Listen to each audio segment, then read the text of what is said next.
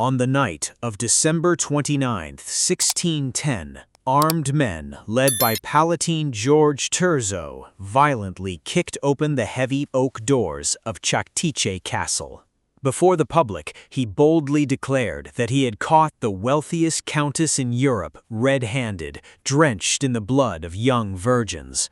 But a private letter Terzo wrote to his wife that very night recorded a chillingly different reality. He found only one dead girl, one injured girl, and arrested Elizabeth while she was quietly having her dinner. If Elizabeth Báthory was indeed the most prolific monster in European history, why were her accusers so terrified of giving her a public trial? The curse that destroyed her life did not begin with a blood bath, a myth invented more than a century after her death. It began with a massive royal war debt, a widow who owned too much land, and a dynasty that decided she was too powerful to be allowed to survive. To understand why one woman could frighten a crown, we have to begin not with the blood, but with the name she was born into. Elizabeth Báthory was not born in the damp darkness of a dungeon, but in the brightest light of Central European nobility. 16th-century Hungary was a brutal arena, fractured by Ottoman pressure and a religious struggle between the Catholic Habsburg crown and independent Protestant nobles. Born on August 7, 1660, in near Bathory, Elizabeth carried the blood of the formidable House of Báthory, a dynasty that had produced kings of Poland, cardinals of the Church, and princes of Transylvania. She was formidably intelligent, educated in Hungarian, German, Greek, and Latin. But the danger of Elizabeth Báthory was not that she was cruel, it was that she understood power. This immense wealth, however, was never a shield. It was a currency that bought a 14-year-old girl a political alliance through marriage to Ferenc Nádasdy. Her groom was known as the Black Knight of Hungary, a fierce warrior celebrated for courage in battle and feared for his brutality on the frontier. Because her social standing was higher than his, Elizabeth proudly refused to take his surname. His wedding gift to her was a desolate fortress standing atop a rugged peak in the Carpathians, Čachtice Castle. For nearly 30 years, while the Black Knight fought on distant frontiers, Elizabeth ruled his vast estates alone with cold efficiency. Over 70 of her surviving private letters paint a picture that is surprisingly mundane.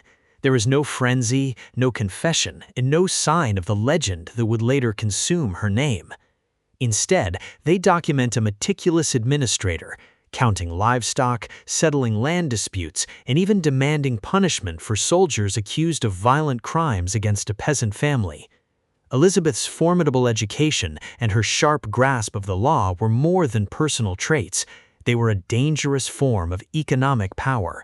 In a male-dominated world ruled by the Catholic Habsburgs, a wealthy Calvinist woman running a small kingdom without a husband was a subversion that could not be tolerated. The family tree was no longer growing, it was folding back into itself, preparing to become the trap that would close around her the moment her only shield fell. On January 4, 1604, the Black Knight Ferenc Nádasdy died suddenly of an illness during a military campaign. His passing did not weaken Elizabeth. Instead, it elevated her to the position of one of the wealthiest and most powerful widows in Europe.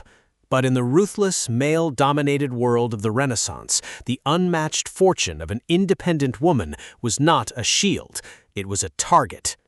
Habsburg King Matthias II owed the Nádasdy Báthory estate a massive fortune in war loans that the imperial treasury had no capability and no desire to repay.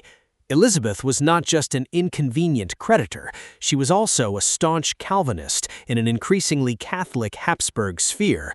Her economic autonomy, fortresses, and unwavering faith turned her estates into a defiant, self-governing enclave completely beyond the reach of the crown. In the winter of 1609, seeking to secure her aristocratic alliances and preserve her family's prestige, Elizabeth opened a gymnasium, a finishing school for the daughters of lesser nobility, inside Čachtice Castle. Noble families eagerly sent their daughters to be educated by the most prominent woman in the kingdom, hoping they would learn courtly etiquette under her fierce guidance. Elizabeth believed she was expanding her dynasty's reach and forging a powerful network of loyal allies. She did not realize that gathering these young girls inside the stone walls of Čachtice had inadvertently handed her enemies the perfect weapon. When the first deaths appeared inside the stone walls of Čachtice, the whispers of the wolves outside began to transform into blood-drenched accusations. In the winter of 1609, Čachtice Castle stood frozen against the ash-gray sky of the Carpathians, welcoming a new generation of young girls. Elizabeth Báthory had opened a gymnasium, a finishing school where daughters of the lesser nobility could learn courtly etiquette and household management.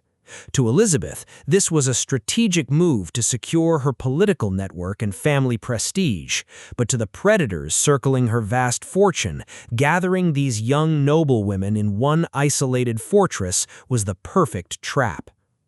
As the first deaths began to occur within Čachtice Castle during the bitter winter, a dark shadow fell over the estate.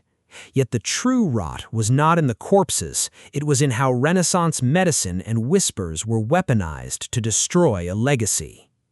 The first layer of the tragedy was the sheer brutality of disease. Čachtice was ravaged by outbreaks of cholera and typhus. When these young girls collapsed from fever, the boundaries between medicine and torture in the 17th century became dangerously blurred. Under the guidance of Elizabeth's trusted healer, Anna Darvulia, a midwife specializing in bloodletting and cauterization, primitive treatments were administered. Sticking needles under fingernails to relieve pressure, dousing typhus patients with freezing water to break a fever, or beating limbs to stimulate circulation were seen by the fearful local peasantry not as medicine, but as the demonic rituals of a castle witch. The second layer was the machinery of coerced evidence. Gheorghe Thurzo ordered his notaries to gather depositions across the region. Out of over 300 witnesses, more than 250 offered nothing but hearsay, second-hand rumors of what they had heard. No physical evidence of torture or murder was ever formally presented. To legitimize the accusations, Elizabeth's closest servants, including her nurse Ilona Jo and the young dwarf Fitzko, were dragged into the dungeons. Under the agonizing weight of medieval torture, the servants resisted, first pointing fingers at the deceased Anna Darvulia, who had died of a stroke in 1609 and could not speak from the grave.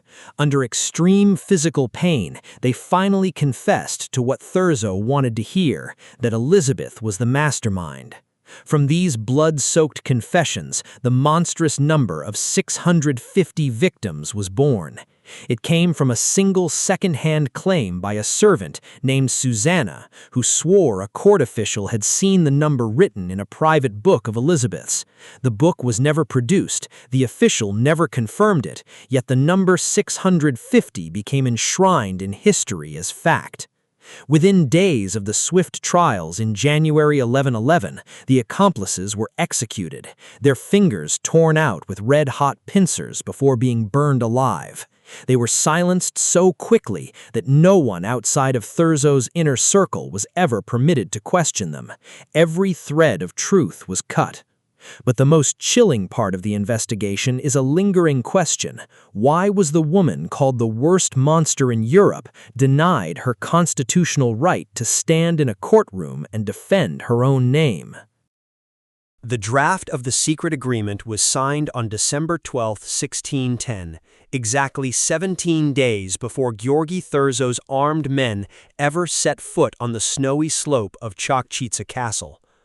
The cold, hard truth of the Renaissance was that Elizabeth Báthory's fate had already been negotiated, priced, and decided on parchment before she was ever arrested. Habsburg King Matthias II desperately wanted a public trial and an execution.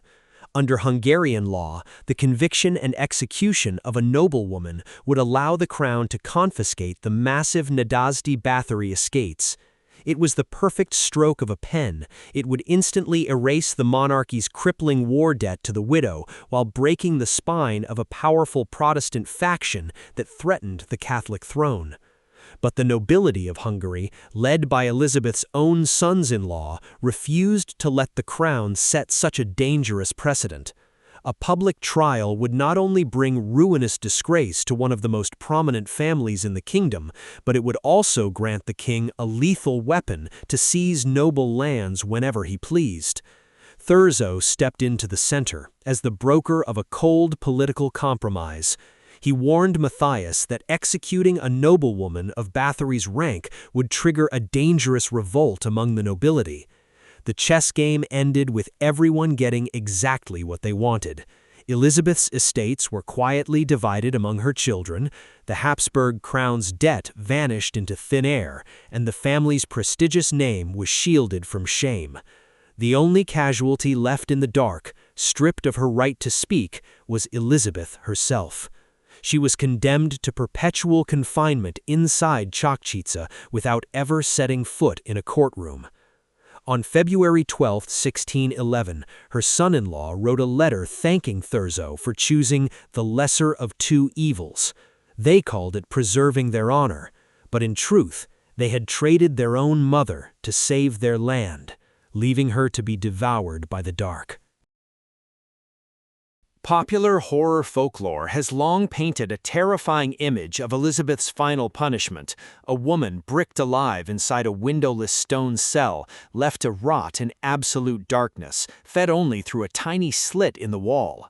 Yet the surviving historical records revealed a reality that was far more complex and, in some ways, far more quietly devastating.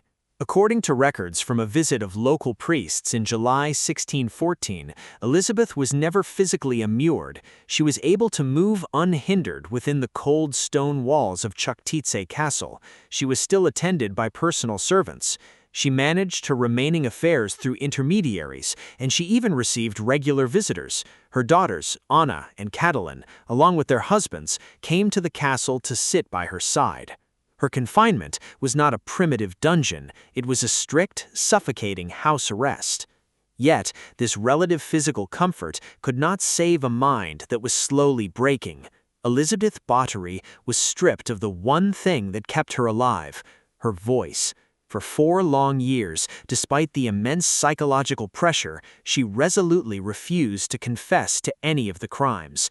She lived as a ghost in her own home, listening to the mountain winds howling through the Carpathians, knowing that her name was being systematically torn apart by the wolves outside.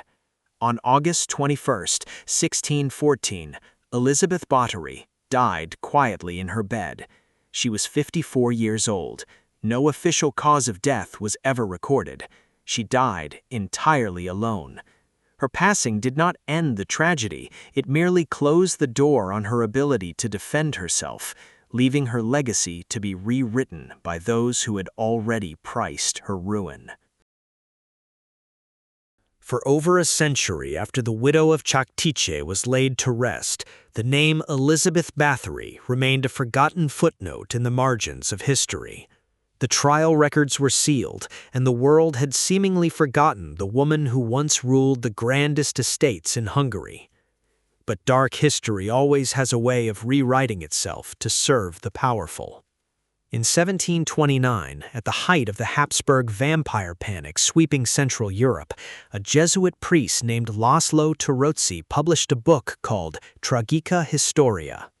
It was in these pages that the most infamous detail of the Renaissance was born, that Elizabeth bathed in the blood of virgins to preserve her youth. Töröcsy spun a tale of a countess who once slapped a servant girl in a fit of rage and upon feeling the splattered blood rejuvenate her skin, began a systematic campaign of slaughter. It was a perfect horror story and a complete fabrication. No such detail existed in any of the 17th-century trial documents, servant testimonies, or contemporary letters. Even when the original records were rediscovered in 1765 and published in 1817, they contained absolutely no mention of bloodbaths. But the truth of the archives was far too late to compete with the terrifying allure of a monster. Tarotsi's invention did more than satisfy a contemporary hunger for blood narratives. It was a calculated political blow against Elizabeth's Calvinist faith, painting her as a mad heretic. Elizabeth Báthory may not have been an innocent saint. The deaths inside Čachtice Castle during those bitter winters remain a dark reality. But her true tragedy was being stripped of her humanity, turned into a monster to shield the honor of the powerful men who divided her lands and erased the royal debt. She was condemned not for a fictional bloodbath, but for her immense wealth, her sharp intelligence, and her pride in a world that would not tolerate a woman who refused to bend her knee. 4 centuries have passed, and the world still shudders at the legend of the Blood Countess. But perhaps the true horror does not lie within the imaginary blood-soaked chambers of Čachtice. It lies in the bright-lit rooms of Vienna and the estates of the Palatine, where powerful men sat down, divided her fortune, canceled their debts, and protected one another's honor, leaving a single woman in the dark to carry the face of absolute evil. The crown did not protect her. It only made the silence louder.